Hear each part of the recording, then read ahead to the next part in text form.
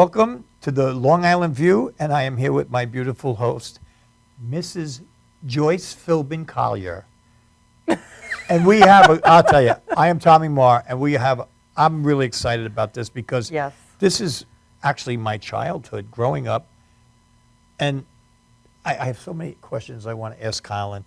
We have a very special guest tonight, Mr. Colin Cosell, Howard Cosell's grandson.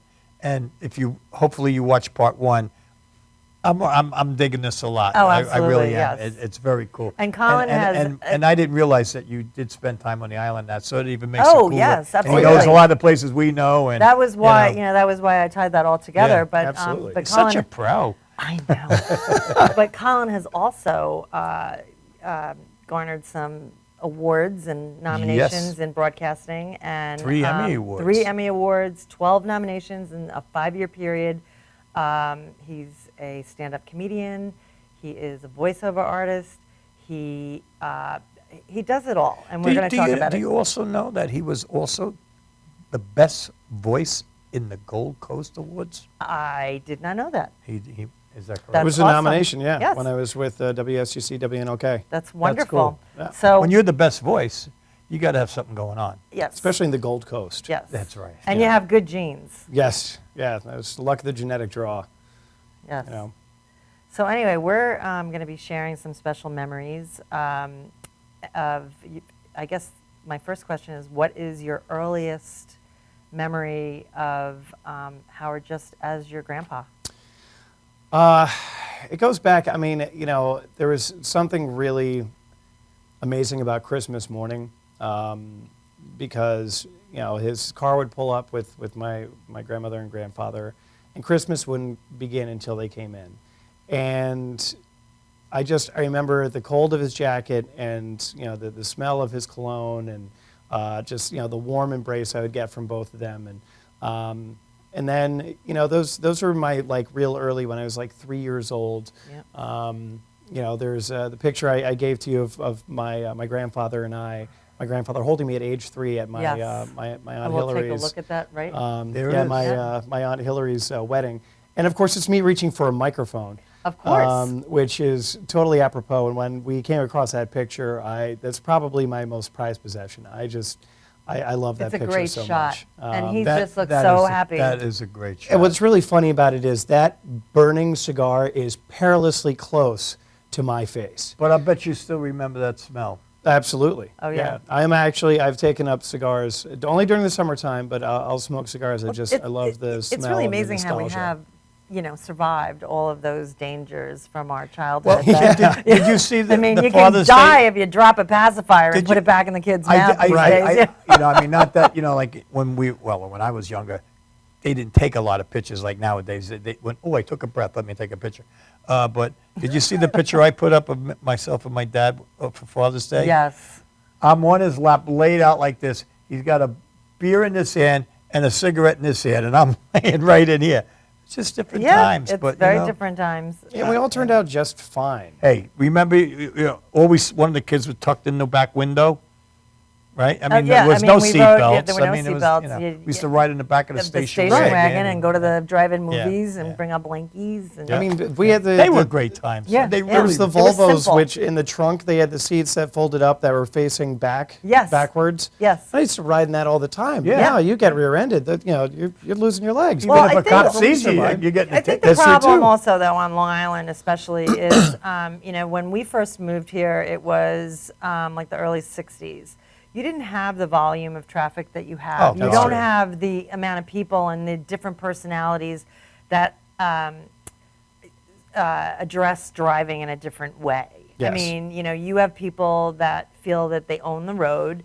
You have people that are very cautious. You have all different kind of mentalities out there, which makes driving a lot more dangerous. Well, I could tell you, when I was a kid, when my family moved from Brooklyn out to the island, we moved to Amityville. And my front yard was a farm, Right. a farm. And Yeah. it was there for quite a long time. So at night we would go play in the farm, Sure. with the lightning bugs. Yeah, and rub 'em as on. kids- When they lit, you had to put them on your white T-shirt Yeah. so people could see you in the corn and all Right. that. And as kids, your parents would not really think much. I mean, I Oh. lived about a half a mile from the end of the road, which was a turnaround. But it was you didn't have access to the outside. You had to come in like 2 miles down the road. So Right. that stretch of road, even though we didn't have licenses or anything, our parents let us drive cars down to the end and back. Yeah. Yeah. yeah. I mean, you. Well, you I could did that with never my do kids and that my today. grandkids too. But I'll tell you how it's different. Think about this nowadays. It's even scary to think about it. Like when I was 5 years old, we lived exactly one house short of a mile, so you couldn't get a bus, right? I walked at 5 years old every day to school and back by myself Wow. at 5. And you could But never do every that now. kid did. But the difference was, I could still see it. You would walk down the block, and it was one block all the way to the school. Every door was open, and there was a mother with a moo-moo. Oh, yeah. Hanging the door, going, keep it going, Yep. keep it going, keep Yep. it. Everybody looked out for everybody. Now Everybody it's a did. different world. You Well- can't let a 12-year-old do that now. Well, that It's brings me to a horrible. question that I have.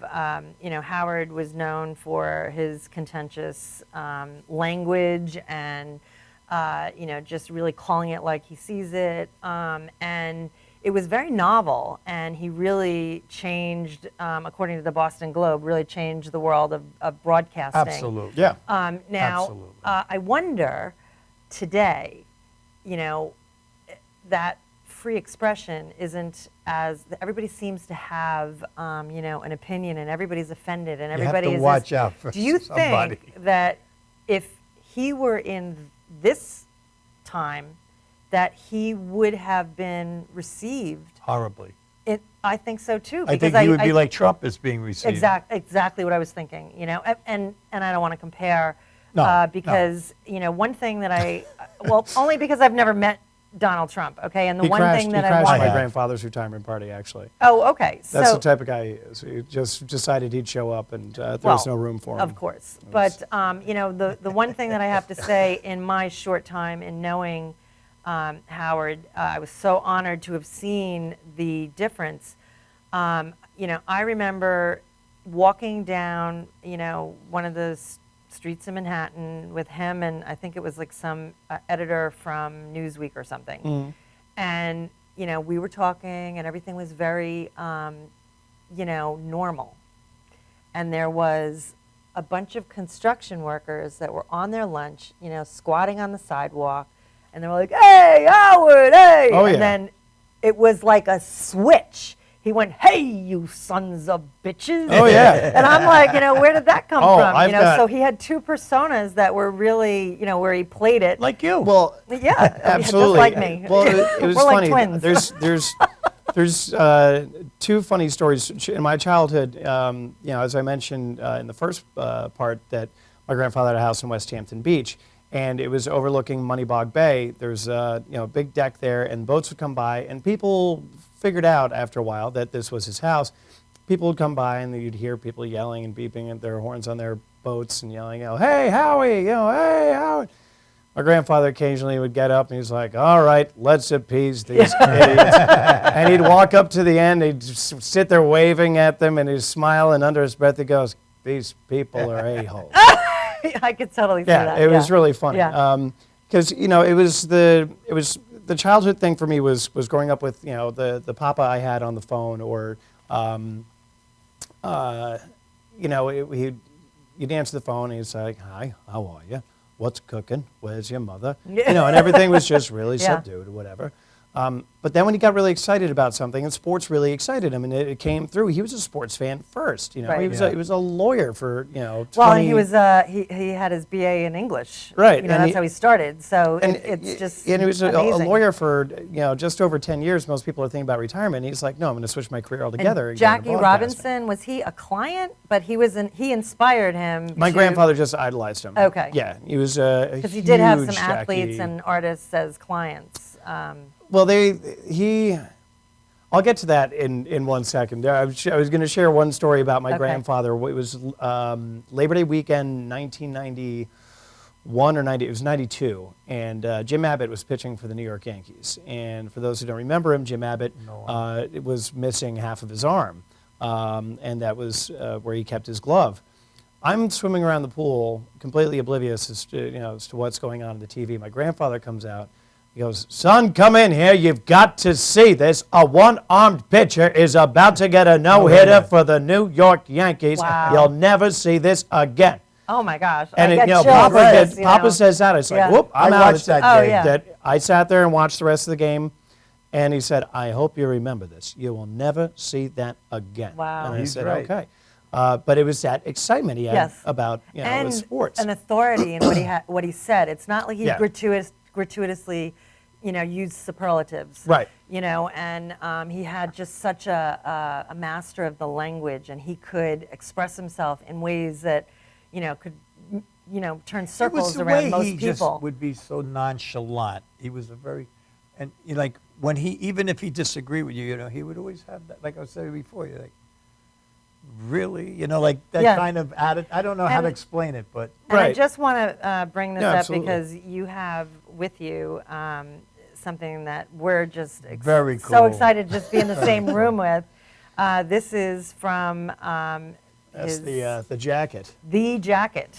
Yeah, it's, there's a couple of them. One of them we have in storage, and one of them I have. Yes. And I and we figured, have it here. Yeah, I figured, you know what, if I'm going to come down here, you guys were That nice is so and cool. gracious enough to that have is me. so wonderful. I turned to my girlfriend. I said, you know what, this is coming with me. She goes, it absolutely should. Thank so. you so much. hopefully, because I think it's a little, and I'm just speaking my mind. I think it's a disgrace that he's not in the Football Hall of Fame. Yes. And Yes. that jacket should be in there. And do you have any update on that at all, or is that something that You know, it's funny. Sometimes I've been given the runaround. It's been years now that I've been working on trying to know get you my have. grandfather inducted to That's a the Pro disgrace. Football Hall of Fame because there's two induction ceremonies. There's the actual Pro Football Hall of Fame, and then there's the Pete Rozelle, excelling in broadcasting football.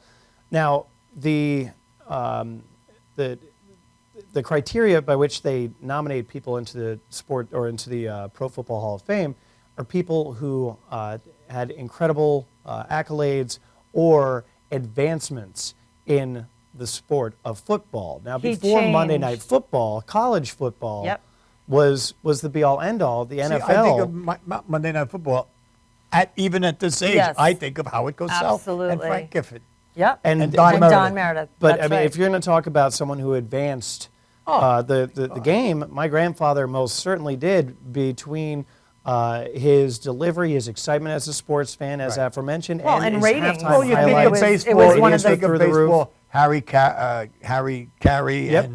and they're all. I mean, how could? How But it could was this one of the man not first be? primetime weekly football games was an that the event. ratings went through the roof, Yeah. and it had been years since anybody had ever seen it, and he was the one that changed all that, Right. and just made But everybody. he is in the boxing, right? He's Yes. in the International Boxing Hall of Fame. Now, was he inducted posthumously? Yes. Okay. Yes, that was- Because I find that even more amazing that he, because again, I don't remember what the fight was, but it was a fight where a guy was totally outclassed and getting pummeled, and the ref just didn't call it. That's And, probably Chuck Wepner. I don't remember. I apologize. I don't have the fight, but And basically yeah. that marked his retirement, and it coincided with the retirement of Ali because he didn't want to have any part of this, and it changed a lot of the rules in boxing. Yes. And so you would think that the world of picture boxing coming up. would have, dissed him in perpetuity Right. for that, but instead they honored him We have a picture of up. Ali and Oh yeah. Howard. And, Now- so with football, it makes It's disgraceful It that is he's not. disgraceful. It's disgraceful. Yeah. But Colin, I've been waiting all day to just ask. Well, it's kind of a asking thing. Sure. When I was a young man, I'm sure like most people, and obviously you too. I mean, every Sunday you went to your grandmother's house. I mean, I did anyway. There was no option B. You were going. Every cousin, every uncle, every great aunt, everybody was there. There would be 40 every Sunday. So, and at night, and we played all day with the cousins and everything, and then at night, it was the Mickey Mouse Club, Lassie, Ed Sullivan, and then Bonanza, and you went home. But I remember distinctly, this must have been at the very beginning when Cassius Clay and your grandfather, he had a show on Sunday nights, and my father, on the drive home, we would drive from Huntington to Amityville, and every Sunday night, that was our end. But I remember being so intrigued, unless I'm hallucinating, did he do Sunday nights? I Oh. mean, I know it was before your time. This was probably 57, something Well, like he that. met Ali in then, 62. and on. Right. No, I mean, and on. Because Okay. he used to be on as a little kid, I remember. And now when it started, I can't really tell you whether I was 8, 10, whatever it was. But I was so, I would sit, I can still remember sitting, because my father loved him. And I can still remember, like, sitting up, like, listening, Oh, getting yeah. closer He to the was radio. riveting. He was you know? riveting. Whether And you when- agreed with what he said or And not. when he had Absolutely. Cassius on, that was Yeah. like they would go at it. And I remember being so intrigued by this conversation, even as a young kid. It was, and my father, Well, it was just a father-son thing. I think one of the big differences between my grandfather and all broadcasters, present and past, is that my grandfather, you know, the people you have today, and you ask anyone over at ESPN or at Fox Sports, 90% of the people they're taking in are Syracuse grads out of the Newhouse School. And hopefully a Seton Hall University And of course, grad Seton soon. Hall, yes, absolutely. They do, you know, there's still a nice chunk percentage, Yes. and with your son's work ethic, I have no doubt he'll be fine. But they're safe. You know, there's 3 main professors. I remember talking to an agent with CBS Sports and their college division. She said, you know what, I can tell you exactly which professor they studied under based on their cadence and their delivery, because they're safe. And that's what it is. You know, there's sports fans who go out there, they tell you what you want to hear, Right. and that's it. My grandfather obviously had the whole It's- tell it like it is thing, but he was also opinionated, was a sports fan. But the thing that really transcended your typical sports broadcaster was his friendships with Yes. these professional athletes. I mean, we're talking Right. about professional football players that if he's on the road and his grandkids or, you know, my older brothers were along with him, and it was an off day, my grandfather was doing prep work, he's making linebackers, you know, from the 49ers or what have you, babysit. And you've got these gigantic men babysitting. Well, you know, it's funny because I used to, I mean, it's not the same thing at all, but I used to go to work with my father, who's a test pilot, and, you know, he would do the same thing. These, like, big, you know, naval aviator guys, you know, he would have sitting back in the office, you know, looking after us. But I think that was sort of the nature where it goes to what you were saying with the moms with the muumuus. Everybody watched out for one another. Yeah, Right. yeah. And it speaks to the fact that the athletes felt, you know, a friendship or a familial feeling. And probably they had the respect for what he did for the sport. Yes, Absolutely. Well, yeah. and, you know, to bring up, I'm not sure if you were going to bring it up or not, but, you know, it inevitably comes up when someone finds out, you know, my lineage, the infamous Little Monkey Run incident in 1976 when he said it about Alvin Garrett. And Alvin Garrett's running across the field, and, you know, he breaks away from a tackle, and my grandfather says he's, you know, running around like a little monkey. And of course, at this point, you know, he's voted the most loved and hated man by TV Guide in the United States. And, you know, once you're on top, everyone wants to bring you down, despite the fact that he Absolutely, championed the yes. black athletes such as Muhammad Ali, the only one who stood by him Right. in the public eye. He championed Jackie Robinson. He championed the minority athlete.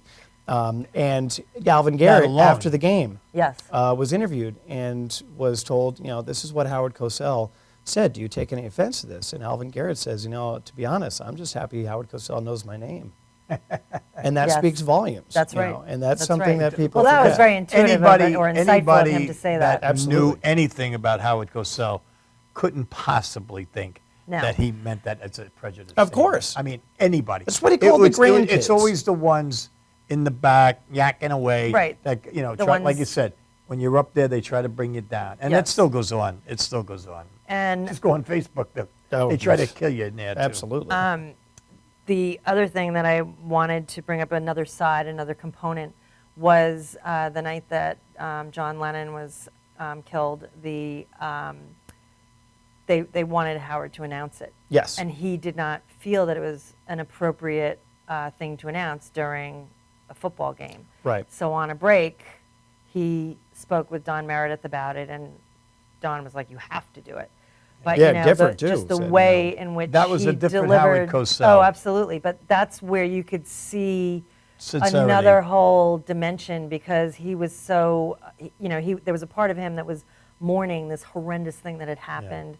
And to a then friend. You know, he Yes. had developed a friendship with John Lennon. You know, so a few years before that, Rune Arledge calls up to the booth and says, Howard, listen, we've got two guests for you and for Frank.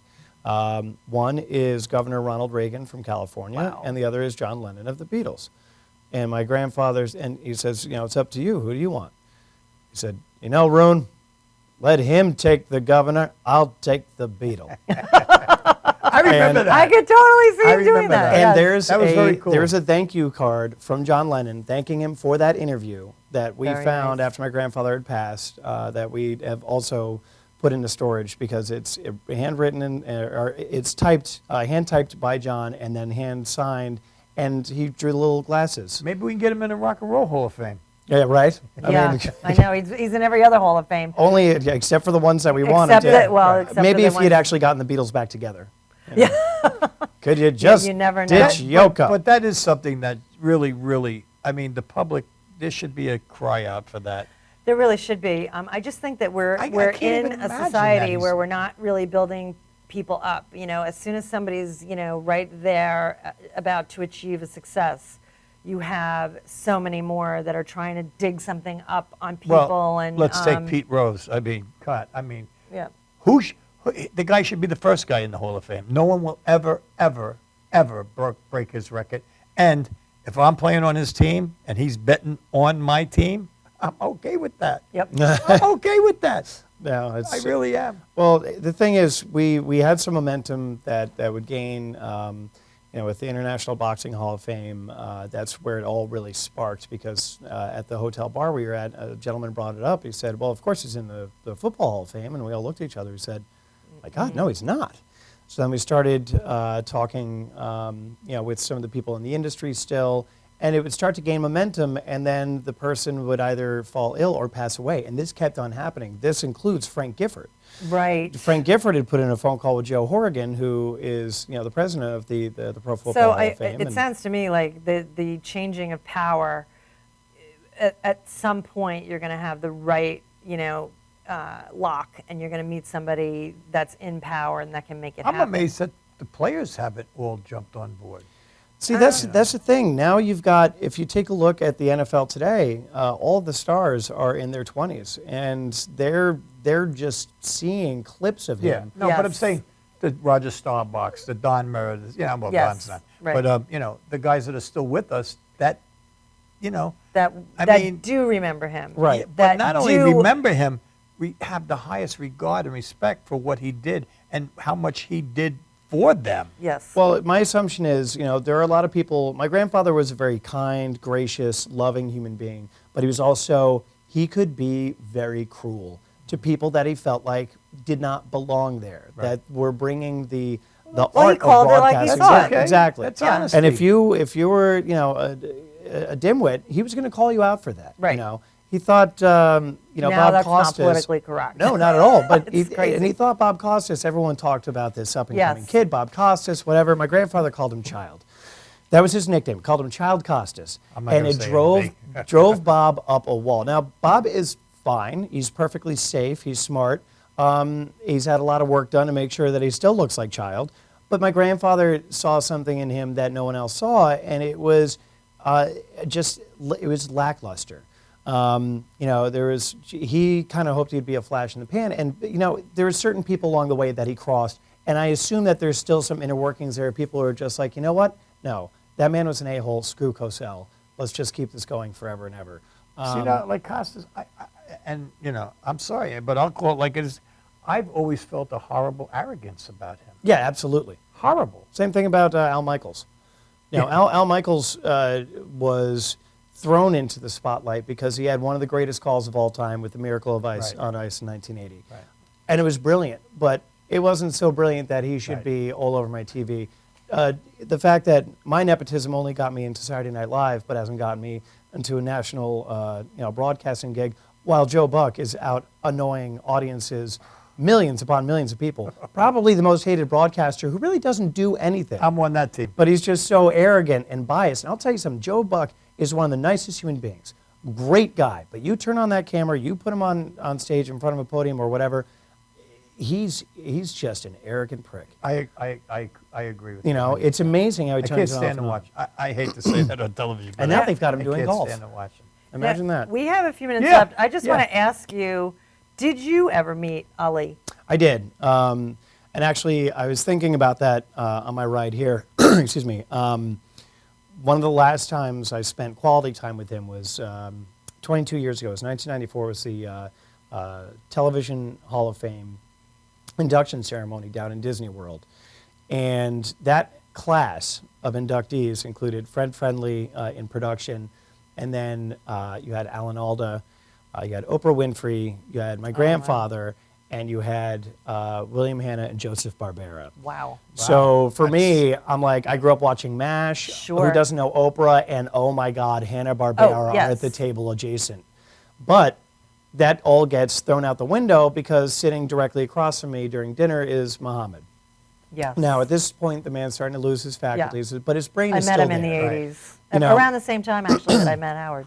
His brain was still there. His eyes would tell the story. Right? Exactly. Yes. And so the only thing he found that he could do to still wow the crowd and keep everyone riveted was the magic The tricks. magic tricks. Making the handkerchief disappear, Yep. and then he'd smile and walk away. And he would talk then- about Yes. how, Well- and he would talk about how the children loved it. Like that was, Absolutely. he loved children. Yes. But that was my experience. It's funny that you say that. That was Was my the magic experience on trick? the airplane. He was in first class, and I think 4 or 5 of the flight attendants we went up and he started doing the magic tricks, and he was very nice about taking pictures. Sure. And, and I just said to him, "Wow, you must be great at parties."